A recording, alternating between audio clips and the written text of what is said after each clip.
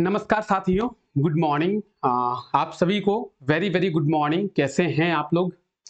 एक बार कमेंट करके आप लोग जरूर बताएंगे कैसे हैं। आई होप सो कि आप सभी लोग बहुत ही अच्छे होंगे और आप लोगों की तैयारी भी बहुत ही अच्छी चल रही होगी। बहुत ही कम समय बचे हुए हैं आप लोगों के एग्जाम के लिए और अभी 2-3 दिनों में आप लोगों के एडमिट कार्ड्स भी डाउनलोड होना शुरू हो जाएगा। ठीक है, तो 17 तारीख से आप लोग अपना एडमिट कार्ड को डाउनलोड कर पाएंगे और बहुत ही कम समय आप लोगों के लिए बचा हुआ है सीजीएल के एग्जाम के लिए। तो अपनी तैयारी को भी थोड़ा और मजबूत कर लें और अच्छे तरीके से आप लोग तैयार हो जाएं एग्जाम के लिए।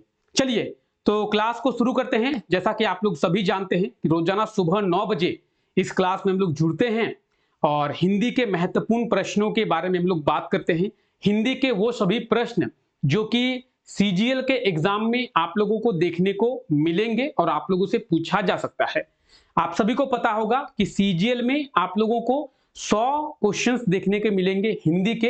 एक क्वेश्चन जो है वो 3 नंबर का होता है, यानी 100 क्वेश्चन 300 नंबर का होगा। 300 मार्क्स का आपका एग्जाम होगा अकेला हिंदी। तो हिंदी का वेटेज जो है वो बढ़ जाता है, बहुत ही इंपॉर्टेंट निकल के सामने आता है हिंदी हमारा। तो चलिए, हिंदी के कुछ महत्वपूर्ण प्रश्नों के बारे में देखते हैं जो कि आने वाले एग्जाम में आप लोगों से पूछा जा सकता है। इसमें हमारा पहला क्वेश्चन है, कवि कबीर की रचनाओं के संकलन को क्या कहा जाता है? बताएंगे। जो आप लोग कबीर दास के बारे में सुने होंगे, कबीर जी के बहुत सारे दोहे हैं, उन दोहों के बारे में भी आप लोगों ने सुना होगा। तो कबीर जी की जो रचनाएं हैं, उन रचनाओं को क्या कहा जाता है? उन रचनाओं के संकलन को क्या कहते हैं? बताएंगे आप लोग। देखते हैं कितने लोगों को पता है इसके बारे में। अगर हम लोग कबीर जी की बात करें, कबीर जी के रचनाओं के संकलन को बीजक कहते हैं। क्या कहते हैं? बीजक कहते हैं। यानी ऑप्शन डी हमारा बिल्कुल सही आंसर हो जाएगा। टिक लगा रहे हैं ऑप्शन डी में, कह रहे हैं ऑप्शन बी, बीजक कहते हैं। क्या कहते हैं? कबीर जी की जो रचनाएं हैं उनके संकलन को क्या कहा जाता है? बीजक कहा जाता है। ठीक है, क्लियर है? तो आप देख सकते हैं कबीर जी का बीजक। अच्छा, कहने का मतलब क्या है? उनकी जो भी रचनाएं हैं। संकलन कहने का मतलब क्या है? यहां पे एक जो शब्द निकल कर सामने आता है जो कि है संकलन। तो संकलन कहने का मतलब क्या है? कबीर जी की जितनी भी रचनाएं हैं उन रचनाओं को एक बुक में इकट्ठा किया गया है, एक बुक में रखा गया है। तो उस बुक को क्या कहते हैं? उस बुक को कहते हैं बीजक। ठीक है, क्या कहते हैं? बीजक कहते हैं। ठीक है, चलिए आगे बढ़ते हैं हम लोग।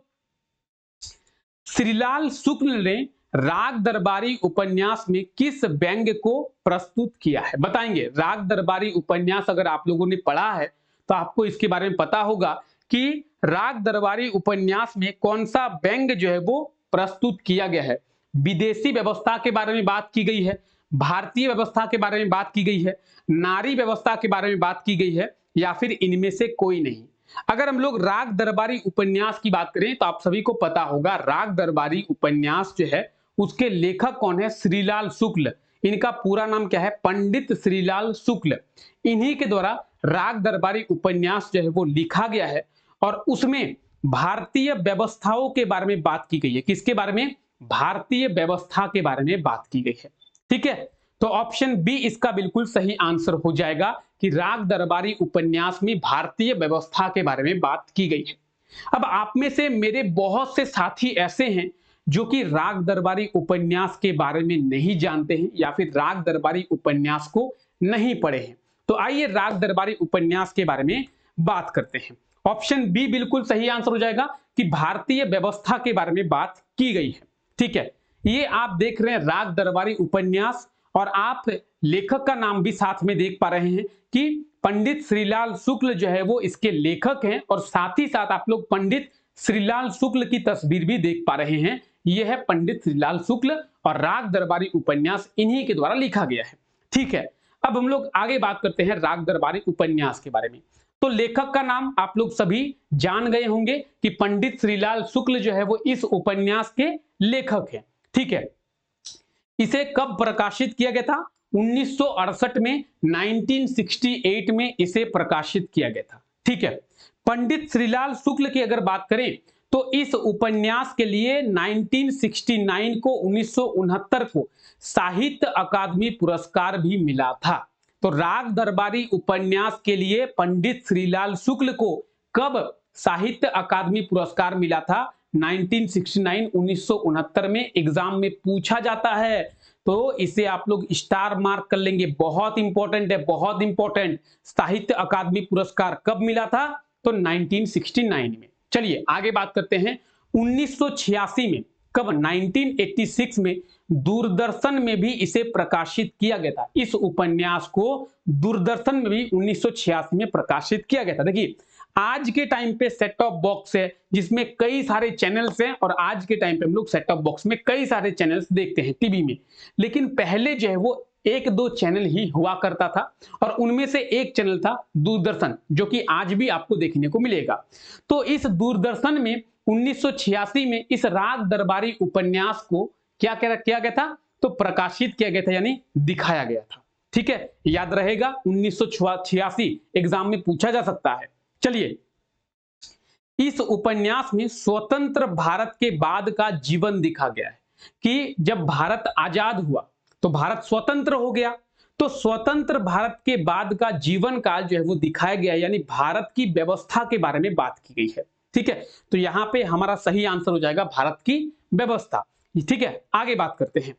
इस उपन्यास में उत्तर प्रदेश के पूर्वांचल के सिवालगंज के गांव की कहानी बताई गई है, यानी इस उपन्यास में उत्तर प्रदेश की कहानी बताई गई है। किस राज्य की? उत्तर प्रदेश की। अगर एग्जाम में आप लोगों से पूछे कि राग दरबारी उपन्यास में किस राज्य की कहानी बताई गई है, तो उत्तर प्रदेश की कहानी जो है वो बताई गई है। याद रहेगा? यहां तक क्लियर है सभी को? बहुत इंपॉर्टेंट है। ठीक है, इसका स्क्रीनशॉट ले लेंगे सभी लोग एक बार। चलिए आगे बात करते हैं। राग दरबारी उपन्यास के कुछ पुरुष पात्रों के बारे में हम लोग देखते थे। वैद्य जी, इसमें एक बहुत इंपॉर्टेंट रोल है इनका, वैद्य जी का। ये गांव की राजनीति के मास्टरमाइंड होते हैं। देखिए हर गांव में आपको एक ना एक नेता तो मिल ही जाएगा जो कि नेतागिरी करता है, पॉलिटिक्स। ठीक है, हर गांव में, हर शहर में, हर मोहल्ले में आपको एक ना एक आदमी ऐसा मिल ही जाएगा जो कि नेतागिरी करता है, पॉलिटिक्स करता है। तो उस तरीके से इस गांव में भी, कौन से गांव में अभी हम लोग बात किए? सिवालगंज। इस सिवालगंज गांव में भी ये जो वैद्य जी थे, कहने को तो ये वैद्य जी थे, इनका दवाखाना था। ठीक है, वैद्य जी थे, इनका दवाखाना था, लेकिन ये करते क्या थे? पॉलिटिक्स करते थे। गांव में जो भी राजनीति होती, जो भी पॉलिटिक्स होती, उसके ये मास्टरमाइंड थे। आधिकारिक तौर पर स्थानीय कॉलेज के प्रबंधक भी थे। सोचिए एक आदमी कितना कुछ कर रहा है। ठीक है, रूपन बाबू, रूपन बाबू की बात करेंगे। वैद्य जी के छोटे बेटे थे और कॉलेज में छात्र नेता थे। आप लोगों के कॉलेज में भी कई छात्र नेता होंगे, जैसे एबीवीपी, आजसू। ठीक है, तो इस तरीके से ये भी कॉलेज के छात्र नेता थे, और बाप पॉलिटिक्स कर रहा है तो बेटा भी पॉलिटिक्स करेगा ही, ये तो खून में ही आ गया है। बाप अगर पॉलिटिक्स कर रहा है तो बेटा भी पॉलिटिक्स कर रहा है, ये तो खून में ही आ रहा है। बाप गांव में पॉलिटिक्स कर रहा है, बेटा साला कॉलेज में पॉलिटिक्स कर रहा है। भाई उसको भेजा गया है पढ़ने के लिए कि जाओ तुम पढ़ो, ये लग गया है पॉलिटिक्स में, राजनीति में, जाके कॉलेज में छात्र नेता बन गया है। पढ़ने का तो कोई मतलब नहीं है, छात्र नेता बन गया है। बद्री पहलवान, रूपन बाबू के बड़े भाई और वैद्य जी के छोटे बेटे। ठीक है, रूपन बाबू जो कि कौन थे? बड़े बेटे होगा रूपन बाबू, जो कि वैद्य जी का छोटा बेटा। बद्री पहलवान वैद्य जी का बड़ा बेटा। राग दरबारी उपन्यास में वैद्य जी के छोटे बेटे का नाम क्या है? रूपन बाबू। बड़े बेटे का नाम क्या है? बद्री पहलवान। और पहलवान है यानी जिम शिम करता होगा, इसीलिए पहलवान है। ठीक है, रंगनाथ जो है वो वैद्य जी का भतीजा है और हिस्ट्री में एमए कर रहा है। ठीक है, ये जो रंगनाथ आपको दिखाई दे रहा है, ये रंगनाथ अच्छा आदमी है, पढ़ाई लिखाई करता है, क्योंकि इसका बाप नेता नहीं है। अब चाचा नेता है तो अलग बात है, बाप तो नेता नहीं है। तो ये पढ़ाई करता है, हिस्ट्री में एमए कर रहा है, मास्टर ऑफ आर्ट्स कर रहा है। ठीक है, हिस्ट्री में। चलिए, प्रिंसिपल साहब जो है वो छामल इंटर कॉलेज के प्रिंसिपल हैं। ठीक है, छामल इंटर कॉलेज के ये प्रिंसिपल होते हैं। ठीक है, जोगनाथ स्थानीय गुंडा है, यानी गुंडा है एक जो हमेशा दारू पी के पड़ा रहता है। कहने का मतलब यही है कि जोगनाथ जो है वो एक गुंडा है, और आप लोग देखे होंगे गुंडा लोग कैसा रहता है, दारू पी के गटर में पड़ा हुआ रहेगा, कुत्ता मूत के जा रहा होगा, ऐसा कुछ सीन है इसके साथ। ठीक है, जोगनाथ के साथ। शनिचर असली नाम मंगलदास है। भाई एक आदमी के दो दिन, शनिचर भी मंगल भी। ठीक है, तो ये जो शनिचर है इनका नाम मंगलदास है, लेकिन लोग इसे कहते हैं शनिचर। ठीक है, और ये नौकर है किनका, वैद्य जी का। वैद्य जी के मदद से गांव का कठपुतली नेता बन गया ये। ठीक है, यानी गांव का नेता बन गया, सभी लोगों ने इनको नेता बनाया, और ये चल किसके इशारे पे रहा है, वैद्य जी के इशारे पे। जैसे देखिए बोलना तो नहीं चाहिए लेकिन बात उठी है तो हम लोग थोड़ा बात करते हैं। जैसे मनमोहन सिंह जी प्रधानमंत्री तो बन गए थे, लेकिन किसके इशारे पे चलते थे, सोनिया गांधी के इशारे पे। तो उसी तरीके से ये नेता तो बन गए लेकिन वैद्य जी के इशारे पे चलते थे। ठीक है, चलिए, तो ये कुछ पुरुष पात्र थे, आपको ये चीजें याद रखनी है, बहुत इंपॉर्टेंट। पात्र तो इंपॉर्टेंट है ही, लेकिन उसमें भी सबसे इंपॉर्टेंट है ये वाला कि इसका लेखक कौन है, प्रकाशित वर्ष क्या है, राग दरबारी उपन्यास के लिए कब पंडित श्रीलाल शुक्ल को साहित्य अकादमी पुरस्कार मिला था, और कब दूरदर्शन में इसको प्रकाशित किया गया था 1986 में। याद रहेगा सभी को। चलिए आगे बढ़ते हैं। राग दरबारी उपन्यास में वैद्य जी के दवाखाने का विज्ञापन किया था। अब आप लोगों को अभी बताया गया कि वैद्य जी का एक दवाखाना था, बस नाम का ये दवाखाना था, करते वो पॉलिटिक्स थे। तो इनके दवाखाने का एक विज्ञापन था, एडवर्टीजमेंट जिसे कहते हैं, जीवन में निराश नव युवक के लिए आशा का संदेश। ऑप्शन डी बिल्कुल सही आंसर हो जाएगा।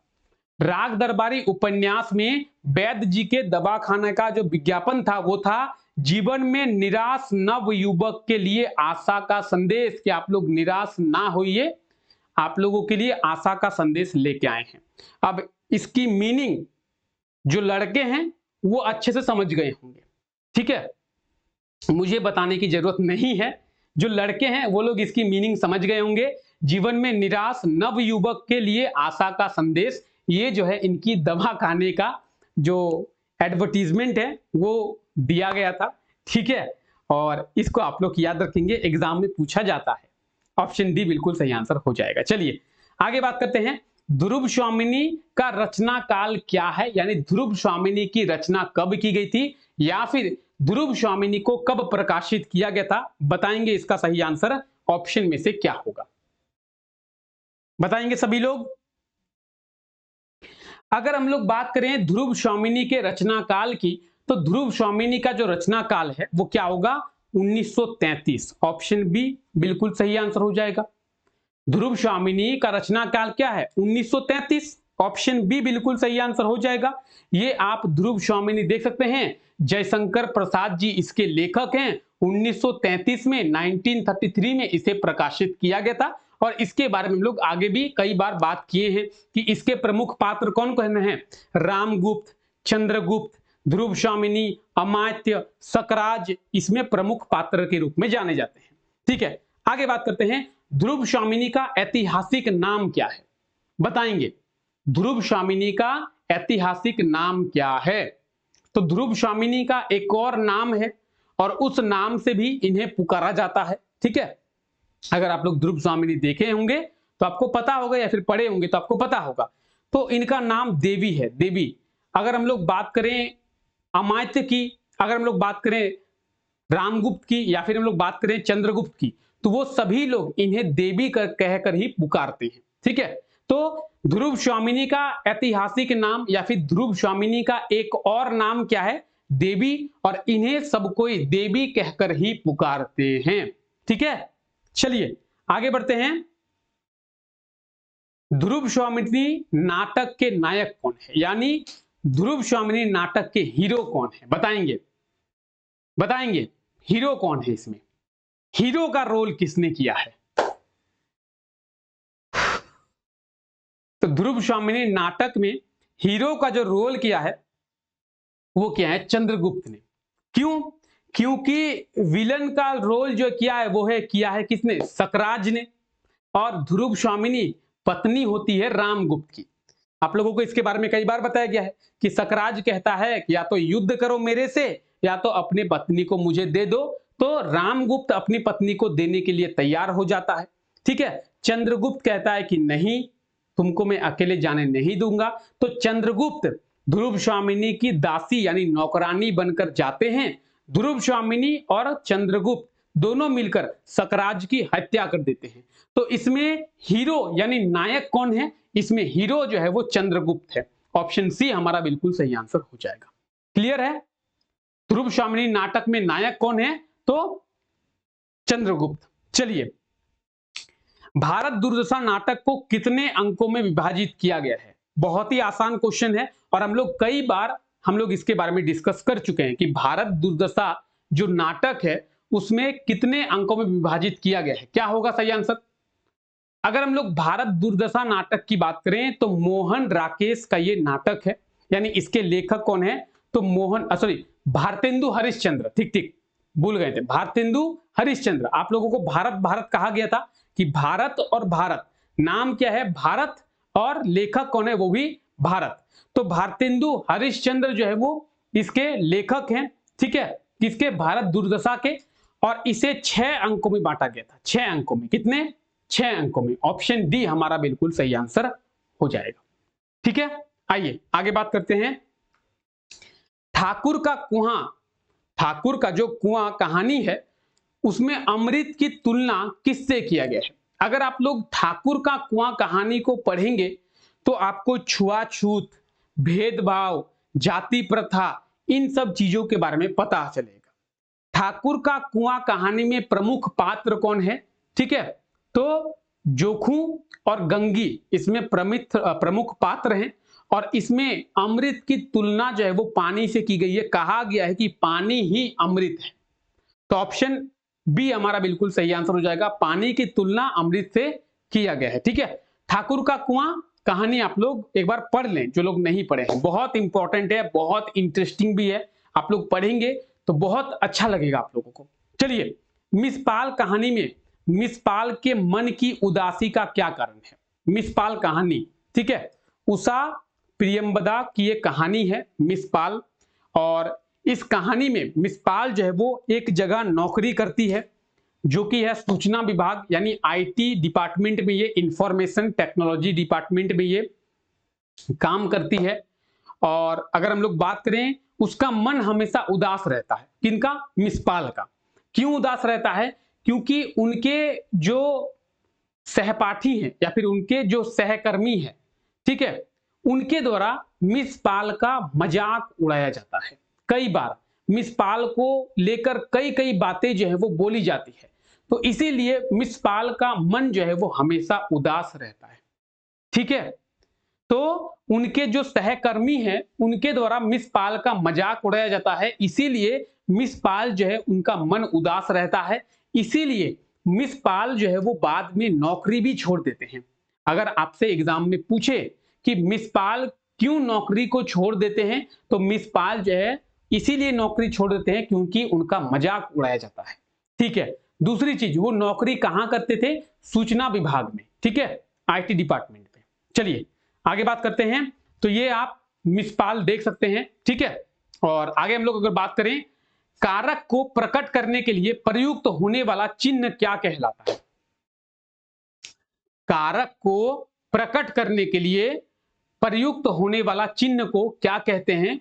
उसे विभक्ति कहते हैं। क्या कहते हैं? विभक्ति। अगर आप लोग कारक पढ़ेंगे तो आपको विभक्ति के बारे में पता होगा कि कारक का मतलब है काम, क्या हो रहा है। ठीक है, तो कारक को प्रकट करने के लिए विभक्ति चिन्ह का उपयोग किया जाता है। ऑप्शन में विभक्ति कहां पे है? ऑप्शन सी में है, तो ऑप्शन सी हमारा बिल्कुल सही आंसर हो जाएगा। ठीक है, चलिए आगे बढ़ते हैं। अंतर के पेट खोलना मुहावरे का अर्थ क्या है? अंतर के पेट खोलना, बहुत आसान सा ये मुहावरा है, अंतर के पेट खोलना। और अगर आप इसके बारे में समझेंगे, अंतर के पेट खोलना यानी जो पेट में है वो सब उगल देना, जो हमारे पेट में है वो सब उगल देना, मतलब भेद खोलना। ऑप्शन बी बिल्कुल सही आंसर हो जाएगा। क्या? भेद खोलना। ठीक है, तो अंतर के पेट खोलने का मतलब है कि पेट में जो कुछ भी है हमारे उसे उगल देना, भेद खोल देना। किसी ने मुझे कहा है कि ये बातें हैं, किसी को बताना मत, मैं जो है बता देता हूं, उसे ही कहते हैं भेद खोलना। ठीक है, तो अंतर के पेट खोलने मतलब भेद खोलना।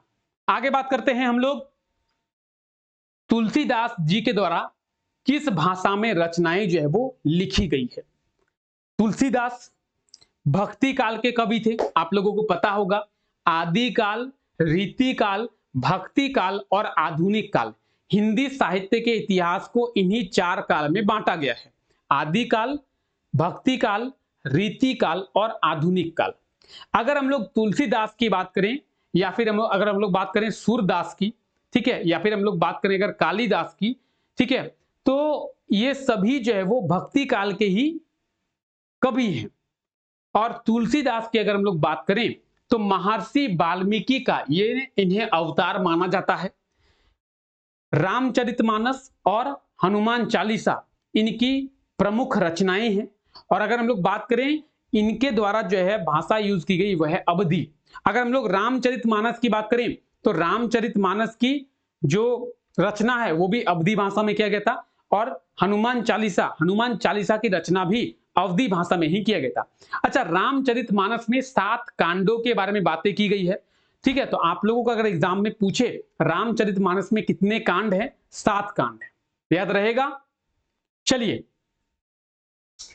जिस पुरुष की स्त्री की मृत्यु हो गई हो उसे क्या कहते हैं? ये तो हम लोग कल के क्लास में देख चुके थे, उसे बधुर कहते हैं। ठीक है, क्या कहते हैं? विधुर कहते हैं। जिस स्त्री की पति या फिर जिस स्त्री की पुरुष की मृत्यु हो गई हो उसे विधवा कहते हैं। और जिस पुरुष का स्त्री मर गया हो या फिर जिस पुरुष की पत्नी मर गई हो उसे कहते हैं विधुर। याद रहेगा। हालांकि इसके बारे में लोग कल के क्लास में भी डिस्कस किए थे और आज भी ये क्वेश्चन आ गया है, तो आप लोगों को याद रखना है। ठीक है, आइए आगे बात करते हैं। भारतेंदु हरिश्चंद्र का जीवन काल क्या है? बताएंगे। भारतेंदु हरिश्चंद्र जी का जीवन काल जो है वो क्या है? हम लोग अगर भारतेंदु हरिश्चंद्र जी की बात करें तो 1850 में इनका जन्म होता है और 1885 में इनकी मृत्यु होती है। तो 1850 से लेकर 1885 बिल्कुल सही आंसर हो जाएगा। और 35 वर्ष का इनका जीवन काल होता है। कितने का? 35 वर्ष का। याद रहेगा। भारतेंदु हरिश्चंद्र का जीवन काल 1850 से लेकर 1885, यानी अगर ऑप्शन की बात करें ऑप्शन बिल्कुल डी सही आंसर हो जाएगा हमारा। ठीक है, क्लियर है। चलिए आगे बात करते हैं। तो आप देख सकते हैं भारतेंदु हरिश्चंद्र जी का जीवन काल 1850 में इनका जन्म होता है, 9 सितंबर 1850, और 6 जनवरी 1885 में इनकी मृत्यु होती है। तो 1850 से लेकर 1885 यानी 35 वर्ष का इनका जीवन काल होता है। और ऑप्शन में ये ऑप्शन डी में दिया हुआ था, तो ऑप्शन डी हमारा बिल्कुल जो है वो सही आंसर हो जाएगा। चलिए आगे बात करते हैं। हथेली पर सरसों उगाना मुहावरे का अर्थ क्या है? बताएंगे। हथेली पर सरसों उगाना। अब बताएंगे, क्या हथेली पर सरसों उग सकता है क्या? हथेली है, ये मिट्टी थोड़ी है, खेत थोड़ी है कि सरसों उगा देंगे। तो क्या हथेली पर सरसों उगाया जा सकता है? पॉसिबल है? नहीं पॉसिबल है। आप बोलेंगे सर ये तो पॉसिबल ही नहीं है, क्या ये मिट्टी का खेत थोड़ी है कि सरसों उगाया जाए? तो असंभव काम को संभव करना, हथेली पर सरसों उगाना पॉसिबल नहीं है, फिर भी अगर कोई हथेली पर सरसों उगा दिया है, यानी जो इम्पॉसिबल है उसे पॉसिबल कर दिया है। असंभव काम को कर दिया है संभव। कहते हैं ना, अनहोनी को होनी कर दे, होनी को अनहोनी, और नाम है उसका महेंद्र सिंह धोनी। ठीक है, तो झारखंड का नाम रोशन कर दिए हैं उन्होंने। तो इसी प्रकार से अगर कोई काम असंभव है और वो आपने कर दिखाया तो आपके लिए कहा जाएगा कि हथेली पर सरसों उगा दिया है उसने। ठीक है, चलिए। जीवन भर मैं सत्य का पालन करूंगा। रेखांकित शब्द के स्थान पर उचित शब्द लिखिए। रेखांकित शब्द है जीवन भर, तो जीवन भर जो शब्द है उसके स्थान पर कौन सा शब्द आना चाहिए आपको कमेंट करके बताना है। जीवन भर जो शब्द है उसके स्थान पर कौन सा शब्द आना चाहिए आपको कमेंट करके बताना है। जीवन भर मैं सत्य का पालन करूंगा, इसके स्थान पर जो जीवन भर है उसके स्थान पर कौन सा शब्द आएगा, तो ये आएगा आजीवन। आजीवन का मतलब क्या है, पूरा जीवन। तो आजीवन मैं सत्य का पालन करूंगा, ये बिल्कुल सही वाक्य होगा। ठीक है, आजीवन का मतलब क्या होगा, आजीवन का मतलब होता है पूरा जीवन। अगर मैं कहता हूं कि आजीवन मैं सत्य बोलूंगा, ठीक है, यानी मैं पूरा जीवन जो है वो सत्य का पालन करूंगा। ठीक है, तो आजीवन यानी डी बिल्कुल सही आंसर हो जाएगा। जीवन भर के स्थान पर आजीवन जो शब्द है वो आ जाएगा। आप इसे एलिमिनेट भी कर सकते हैं, कभी कभी भी नहीं आएगा, कभी भी नहीं आएगा, जीवन तक नहीं आएगा, तो आजीवन ही आएगा। कभी कभी मैं सत्य का पालन करूंगा नहीं होगा, मतलब कभी भी मैं सत्य का पालन करूंगा ऐसा भी नहीं हो सकता है। ठीक है, और जीवन तक मैं सत्य का पालन करूंगा ये भी लाइन मैच नहीं हो रहा है। पूरे जीवन की बात की जा रही है तो आजीवन बिल्कुल सही आंसर होगा। चलिए, भाषा परिवार के वर्गीकरण के आधार पर भारत में कितने प्रतिशत लोग भारोपीय भाषा का प्रयोग करते हैं। ये भी क्वेश्चन कल का क्वेश्चन है और ये भी रिपीट हो चुका है। ठीक है, 73% इसका बिल्कुल सही आंसर हो जाएगा। चलिए, हाथ मलना मुहावरे का अर्थ क्या है बताएंगे। दो क्वेश्चन रिपीट हो गए हैं कल वाले ही, तो देखना पड़ेगा, उनके लिए बात करनी पड़ेगी। दो क्वेश्चन जो है वो कल वाले रिपीट हो गए, अब बताएं ऐसे कैसे चलेगा। चलिए, हाथ मलना मुहावरे का अर्थ क्या है। हाथ मलना, यार जैसे सीजीएल का एग्जाम आ गया, मैंने तो पढ़ा ही नहीं, क्या करूं मैं। हाथ मलना यानी पछताना, मुझे पढ़ना पहले चाहिए था लेकिन मैंने नहीं पढ़ा, तो मैं अभी पछता रहा हूं कि जेएसएससी सीजीएल का एग्जाम आ गया और मैंने तो अभी तक पढ़ा ही नहीं। हाथ मलना, पछताना, ऑप्शन बी बिल्कुल सही आंसर हो जाएगा। हम लोग करते हैं ना कभी कभी, यार मुझे करना चाहिए था मैंने नहीं किया, तो पछताना, हाथ मलने का मतलब क्या होता है, पछताना। ठीक है, आइए आगे बात करते हैं। किताब शब्द का बहुवचन क्या है। किताब शब्द का बहुवचन जो है वो क्या है, आप लोग एक बार कमेंट करके जरूर बताएंगे।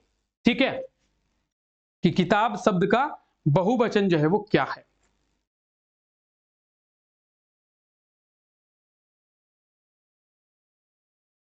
बहुत ही आसान है। ठीक है, देखिए, अगर हम लोग किताब शब्द के बहुवचन की बात करें तो किताबें इसका बिल्कुल सही आंसर हो जाएगा। अब आप में से कई लोग बोलेंगे सर किताबों भी हो सकता है, किताबों भी, लेकिन किताबों नहीं होगा। हम लोग बोलते हैं उन, वो किताबें ले आना, वो किताबें ले आना, वो किताब ले आना, एक किताब के लिए कई सारे किताब, वो किताबें ले आना। ठीक है, कुछ नया सीखने को मिलेगा, ध्यान दीजिए, वो किताबें ले आना। ठीक है, आप बोलेंगे सर हम लोग ऐसा भी तो बोलते हैं उस किताब को वहां पे रख दो, उन किताबों को वहां पे रख दो।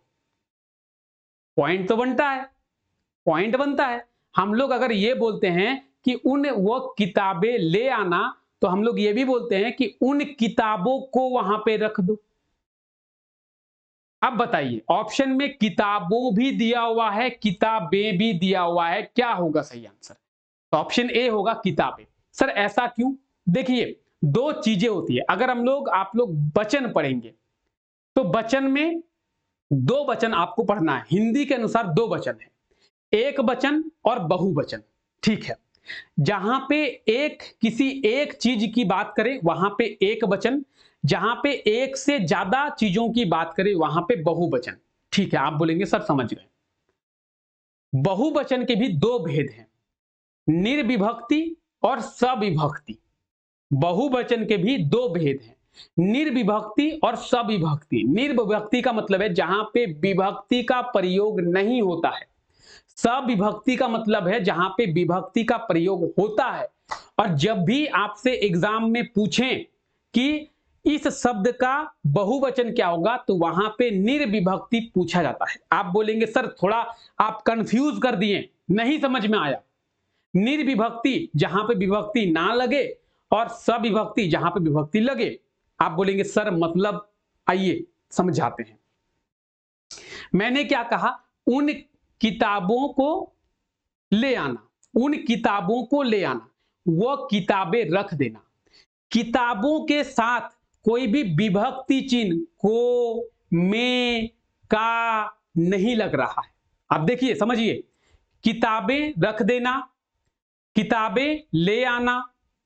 ठीक है, ऐसा नहीं हम लोग किताबें को बोलते हैं क्या, किताबें को ले आना नहीं बोलते हैं, किताबें में रख देना नहीं बोलते हैं। हम लोग क्या बोलते हैं, किताबों को रख देना, किताबों को ले आना, किताबों को उठाना, किताबों को नीचे रखना, किताबों को साफ करना। कभी बोलते हैं किताबें को साफ करना, नहीं बोलते हैं, किताबें साफ करना। क्या कहते हैं, किताबें साफ करना, किताबें उठा दो, किताबें नीचे रख दो।